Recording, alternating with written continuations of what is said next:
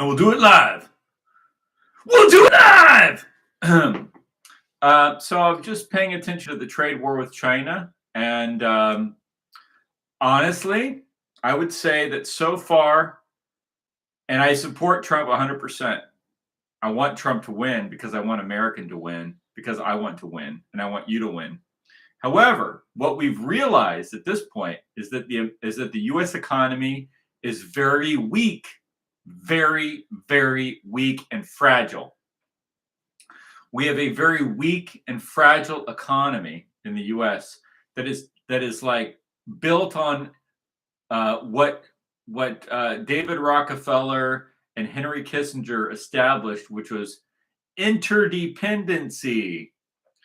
So David Rockefeller and Henry Kissinger established this system. Henry Kissinger basically worked for David Rockefeller. He was like a representative of David Rockefeller, both in private life and when he was in government. When he was in government, he was representing David Rockefeller because the government of the U.S. was representing David Rockefeller.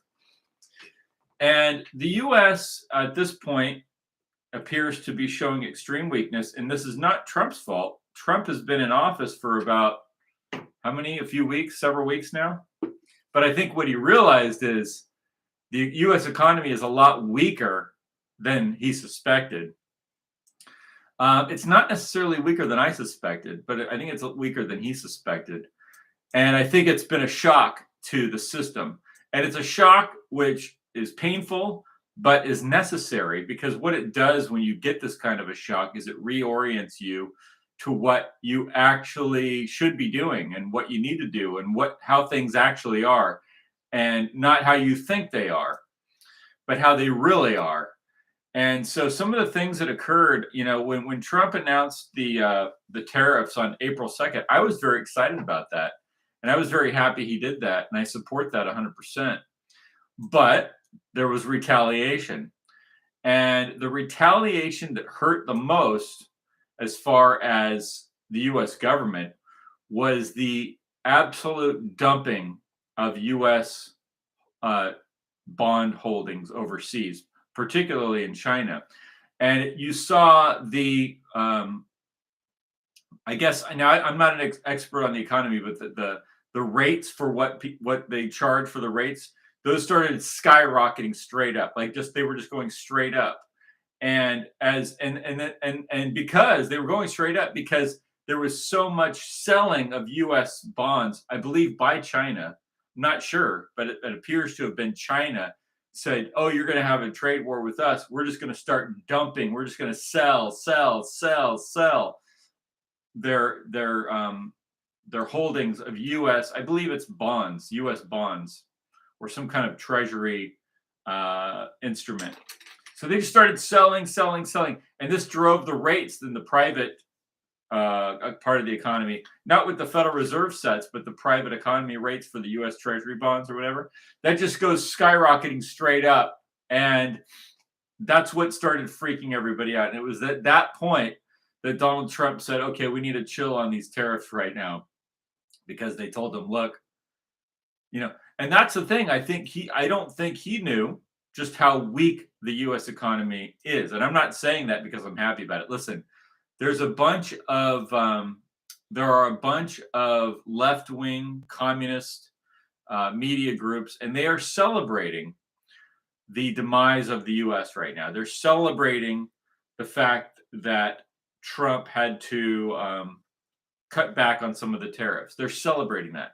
People like Danny Haiphong and people in the left media like Richard Wolff and different people that I see on YouTube that are celebrating the demise of America. I'm not celebrating it.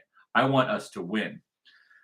But undoubtedly, this has been a shock to the system in DC, and it's kind of like a reorientation of exactly where we are as an economic system. And I think what they discovered is, yes, we're big and we're strong and we have a lot of influence, but there were weaknesses that appeared during the trade war with China. There were weaknesses that appeared that showed an extreme weakness, and extreme danger when foreign countries started just unloading their U.S. Treasury bonds and it just drove the rates up. And then the dollar started to crash, and it went way down, and it went down again, and then it popped back up a little bit, and gold started soaring straight up. Now all that's kind of balanced out a little bit over the last couple of days, so things have calmed down. But what that shows is it shows extreme weakness. It shows extreme weakness. It shows that the people who've been running our government since, I would say, David Rockefeller and Henry Kissinger set up China as the manufacturing base of the global financial system, because that's who did it. It was set up by David Rockefeller as China is really an invention as it exists today. The Communist Party, China, was set up by the Republican Party, which is David Rockefeller and Henry Kissinger, as the global manufacturing base. And that's why and just progressively since that time, let's say since the Communist Party in China came to power in the 1950s, I guess. And it was people from the U.S. that went over there. I'm not going to list all their names. But what were some of their names? I'm not going to go into it. Rittenberg was one, and Coe was another, and Israel Epstein was another. And I think there was a Rosenberg in there somewhere or something. They went over there on behalf of the Republican Party and David Rockefeller and Henry Kissinger, and they set up China. And then Nixon continued it, and then progressively, year after year, they kept reorienting the economy to set up this giant global manufacturing and trade system with the World Trade Center, World Trade Organization, all that. So anyway, you know the story because you look around at America and it's completely changed, and it hasn't been for the better, which is why we voted for Donald Trump, right? But now Trump comes in, he goes, okay, look, you guys effed everything up. I'm here to save the day. Let's turn the ship around. And he goes to turn the ship around and something breaks because the ship is weak. The ship has been weakened from one administration to the next in order to prop up this global international system.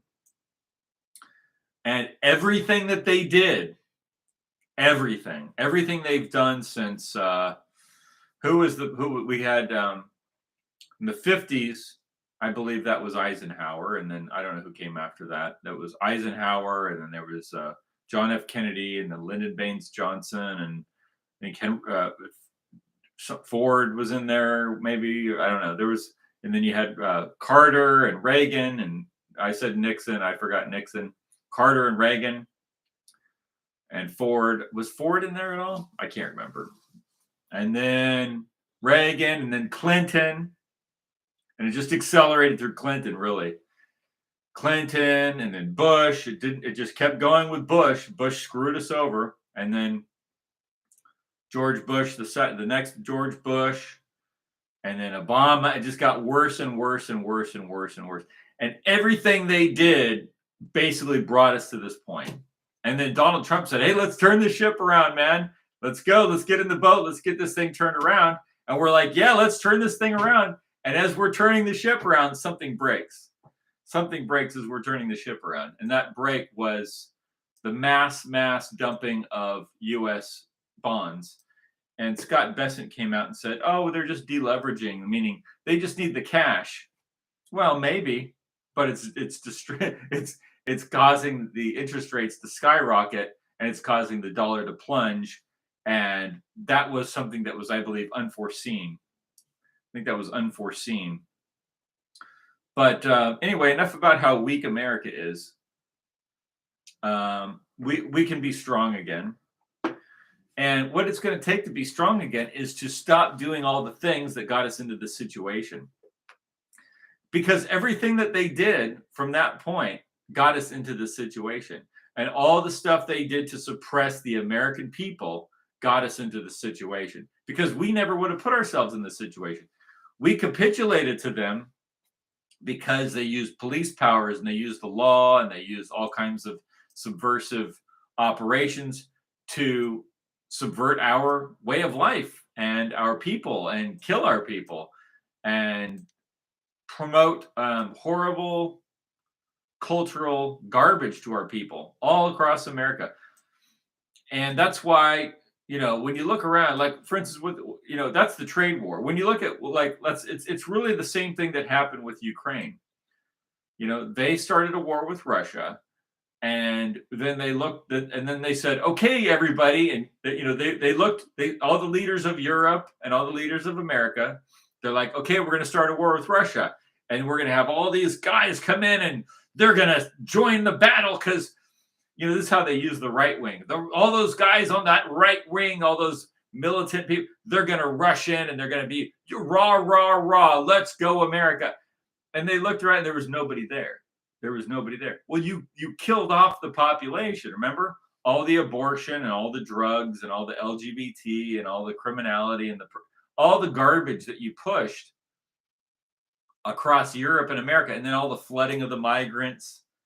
All that that's what ruined the country, right? All the stuff you've been doing the whole time, that's what ruined the country. And then you're like, okay, and let's go fight the Russians. No one's there to fight for you. You just lost that war.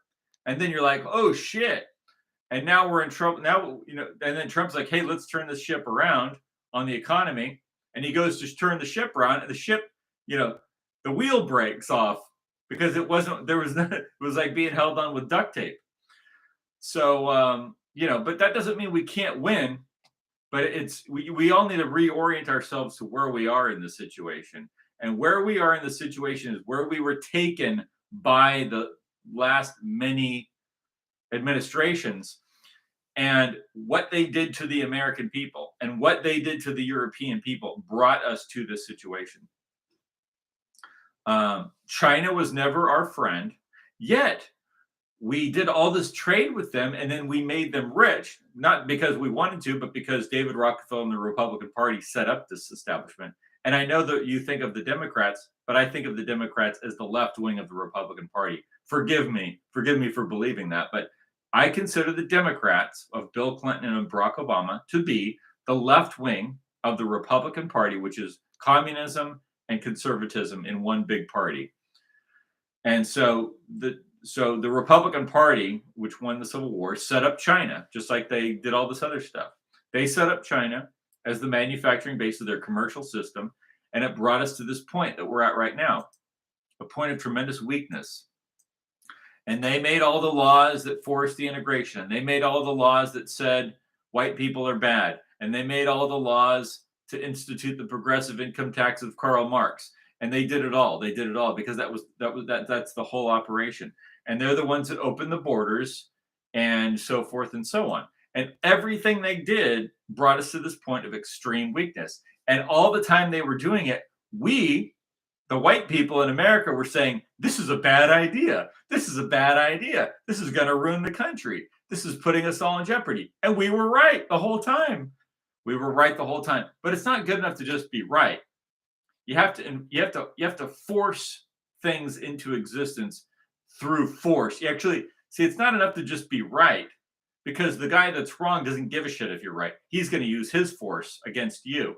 So if you can't force your ideas into action, then you're going to lose. So all these people said, well, I'm right, but I know I'm right, but we'll just let them do what they're going to do, and they're just going to ruin everything. Well, that's what we did. We just let them ruin everything. And everybody said, there's nothing I can do.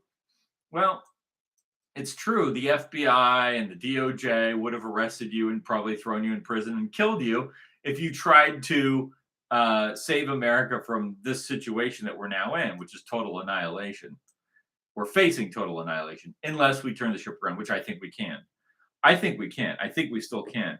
But what is it? What would that even look like? It would look like basically, okay, well, how did we get here?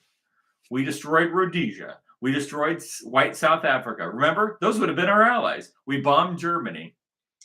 We turned France and Germany and Europe and the European Union. We turned it into a big European Union communist bullshit thing run by the Pope. I know you don't want to hear about the Pope, but what you think of as left wing, that's the Pope. It's not just the Pope, it's every Pope. It's the Roman system. The Roman system is the left wing communist system. I know you think Jack Posobiec and all these people that you like that are conservatives, but they're not a Pope. They're not going to do anything about it. I don't necessarily want to get into that, but that's like a lot of Republicans think, oh, John Paul, he was a good Pope because he wanted to take out the Soviet Union. Okay. So you want to have a war with Russia is what you're saying. And George Soros is the one that was over there taking out the Soviet Union. Do you know that? Okay, just do a Google image search because I have it on my computer of George Soros and Yeltsin. Okay. Remember when communism fell in Russia? That was George Soros. Now, I'm not a communist, but what you got to understand something about the Russians. Whatever you think something is, it's not, it's just the Russians. Look, you think the Russians are commies now. No, they're just the Russians. If you know enough Russians, it doesn't really matter what you call it. They're still just the Russians, and they just behave like Russians. Okay, so whatever you want to call it, what you should just call it is that's the Russians. Like we have a progressive income tax in America, and we have a central bank. And we have all the things that Karl Marx suggested that we should have. We have it all, but no one calls us the commies, right? I'm just saying, when you think of the Soviet Union that was taken out by George Soros and Pope John Paul working together, just like Pope Francis was working with Zelensky. Why am I telling you this? Because when I was watching NPR the other day, and they're going on about Trump, and he's trying to take out these Latin American gang members, right? And he wants to deport them. And you've got all these lawyers, right, who are these Latin Americans, right? And they're the lawyers. And I've seen these people for years because I don't live too far from large Hispanic populations in Southern California, and I saw how much power these people have. It's like, where are they deriving all this power from? And it's through the unions, it's through their connections to the Catholic Church, and it's to the Pope. So what I'm saying is, that's why our border's open. That's why the border's open. That's why we don't have a border. And that's why a lot of things, that's why we don't have a border. That's why we had Joe Biden. That's why we had Nancy Pelosi. That's why we have Gavin Newsom. That's why if you're in Canada, you have Justin Trudeau. That's why if you're in France, you have Macron, because they're all connected to the Catholic Church. The Catholic Church has always been the enemy of the American people. And that's why they flooded it with foreign people to replace the American people so that the Pope would get more influence in the region. That's why your border's open, because of the Catholic Church. Now, I know there's these conservative Catholics, and they don't have any power, believe me. They're like window dressing, so you think that there's still something to the Catholic Church. It's window dressing. Right. The agenda of Rome is open borders, global trade, which is a mixture of communism and capitalism together in the Republican system. That's why the Soviet Union was called the Union of Soviet Socialist Republics when it was overthrown by the Republican Party, and that's why all of the communist governments of the world are called republics. They're all republics, because that was the new system brought in the 1800s. But so we're talking about what's happening now, and we're talking about a lot of things. But look, here's how we get out of this mess. This is my suggestion: is that we have our thing. I watch a lot of stuff about the mafia, and I'm against the mafia because I hate criminals. And if it was up to me, I would kill every criminal that was really involved in serious crime. Some of them I would put in prisons or work camps, as long as it was humane. I don't want to say kill. I mean, I wouldn't kill just people for just committing crimes, but there's some bad, heroin, crystal meth, trafficking babies for sex. They do all that shit, like Mother Teresa. But if it was just, there's degrees of crime. I get it. But one of the terms they have in the mafia is La Cosa Nostra, which means this thing of ours, this thing of ours, this thing of ours. And that's kind of an interesting idea because it's not just them, actually. The Russians under Putin developed this thing called nashi, which was ours, ours. In other words, this is ours. This stuff is ours. This country belongs to us. And so it was an interesting program that the Russians had under, or maybe they still have under Putin, called nashi, which is ours. And it's about fitness, it's about health, it's about patriotism. In other words, the idea is you need to invest in your people or you're not going to have a country. And your people aren't people from some other country. Okay. I've seen, for instance, some of in Newport Beach, for instance, California, I ran into some Chinese people there that were so rich that it was ridiculous. They were ridiculously rich. I mean, it was absurd. They were absurdly rich. They just had all these cars and this big mansions, and they just had so much money that it was absurd. Where did they get all that money? They got all that money because of an arrangement that was created between America and China for China to become the manufacturing base of the world. So we just gave them all this wealth so that they could come over here to America and buy up property and buy up cars and live like kings, literally, while American people were told to take drugs, take LSD, listen to rock and roll and take LSD and be promiscuous and divorce your wife or divorce your husband and abort your children and drink alcohol. I mean, even the country, like country music, right? It's really geared towards the white guys out, or the white people, men and women in the West or in the South or wherever, the North, Midwest, Montana, whatever. What's half of the songs are about what? Breaking up with your lover and getting drunk. Right. That's the shit they promote. In other words, they promote all these bad behaviors so that you get drunk and you abuse alcohol and you cheat on your woman or you cheat on your man or you leave your family. This is fucking bullshit. And this is the same shit they promoting the whole time in America. Since when? Since at least the 60s, but it started before that with different things, but definitely escalated in the 60s. That's why the country is ruined. That's why you're losing a trade war with China because of that, because of the lack of cultural identity, the cohesive cultural identity. Can it be turned around? It can be, but I mean, we're way, way late in the game to be turning it around, but we can.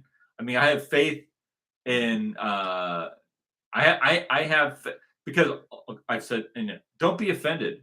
Don't be offended but I mean, what you call Western civilization is the white race. It's not anything else. Without the white race, the Cherokee and the Apache that were here in North America, they're not considered Western civilization. It's Athens. It's the white race, and it's Athens, and it's everything associated with that, and it includes the Bible and the this and the that, a bunch of things, right?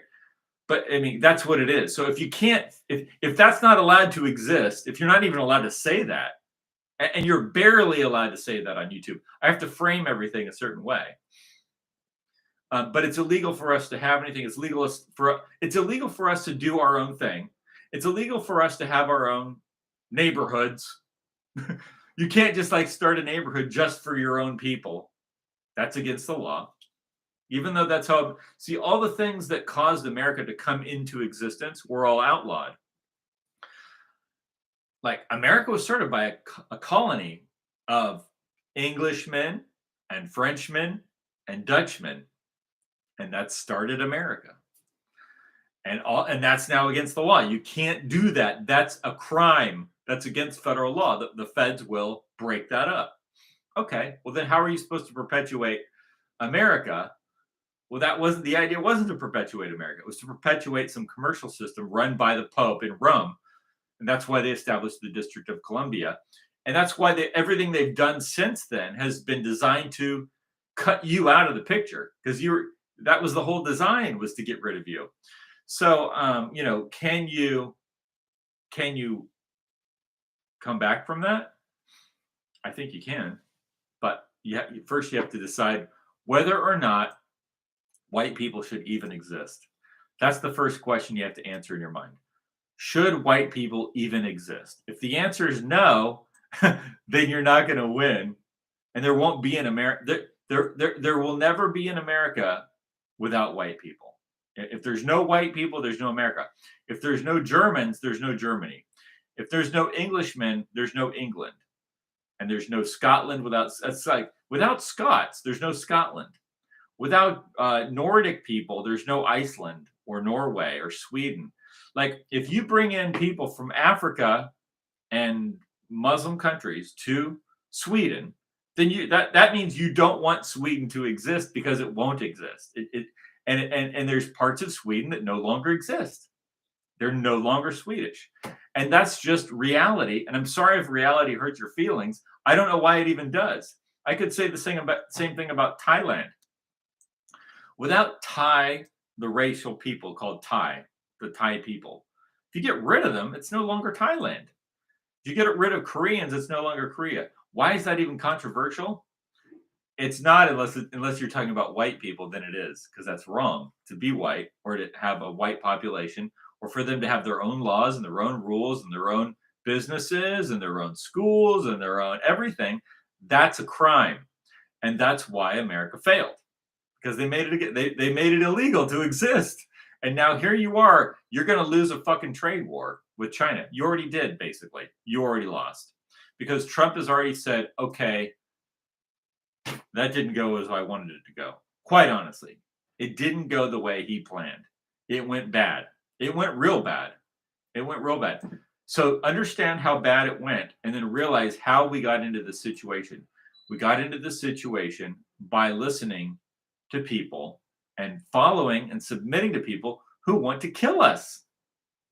That's the whole thing from the whole time, that they want to kill us.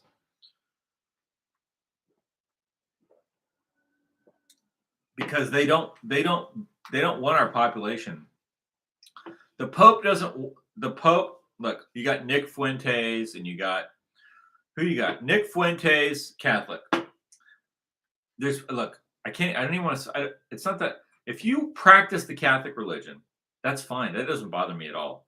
What bothers me is the Pope. And the problem is, when you become Catholic, now you're like pledging allegiance to a foreign power. It's just like the Jewish Zionist stuff. I don't have if you're Jewish, that doesn't bother me, actually. I actually kind of think it's cool. I think it's cool that you're Jewish. Good for you. You have something about your culture. You have a cultural identity that you're proud of, and that you persist. It just doesn't even bother me at all. What bothers me is when you start trying to get involved in what I'm doing in my government and my social system, and saying I can't exist because I'm a threat to your social thing and your political thing. And that's what's happened with the whole Jewish stuff. And that's why people today in America, people went from supporting Israel and the state of Israel to absolutely hating it. And particularly people on the right, because it was the Anti-Defamation League, and it was all these Zionist organizations, which would basically have us arrested and want to kill us for doing the exact same types of stuff that the Jews claim they want to do. It became a real problem. And then with the Roman thing, it's like, well, you're opening the border, you're flooding us with people from Latin America and China and Muslims. It's not that it's the Roman Church is not against Islam at all. That's their ally. They're in a coalition. They create these. Look, the only thing they care about is that they want massive non-white populations from all over the world, different ideologies. That's their thing. That's what they created America as the melting pot. That's what they did. And so it didn't work. It was a stupid idea. And you want proof of that? Go look at how you're doing in Ukraine, US government. Go look at you're just trying to have a trade war with China, and just the slightest little thing wrecked you. Like like the U.S. basically, it looks really weak. It looks really weak. Can it recover? Maybe. What I'm saying is, here's what I'm saying. Here's my recommendation. This is where I was going with this. My recommendation is we have to have our own stuff. Just like Rhodesia, just like South Africa, we need to have our own stuff. And South Africa, as far as I know, they had very good relations with the Black Africans that were there. They gave them housing, they gave them jobs, they built schools for them. They did everything possible. It was the communists backed by foreign powers that used black communism to overthrow the government, to bring in the new system. And that was backed by the Pope also, in the U.S. and Soviet Union and the UN. But the point is, we can have good relations with other people, but we got to have our own stuff, and we have to be able to control some territory somewhere on the earth. Somewhere on the earth, we need to be able to have our own stuff and say, this is ours. This is ours. This is our thing for us. That's where the power comes from. That's where the power is derived, from the concentration of like-minded people of the same race and the same culture and the same language. And that's how that's where the power base is. And that was what was undermined in America, in Canada, in Australia, in Europe, in the UK. All of it was undermined by doing the exact opposite of that. So I don't think it's like a complicated thing to fix. I think it'd be very painful, and it could be very volatile and traumatic. It's already proven to be, but it is fixable. So I don't really have anything else to say. Have a good afternoon.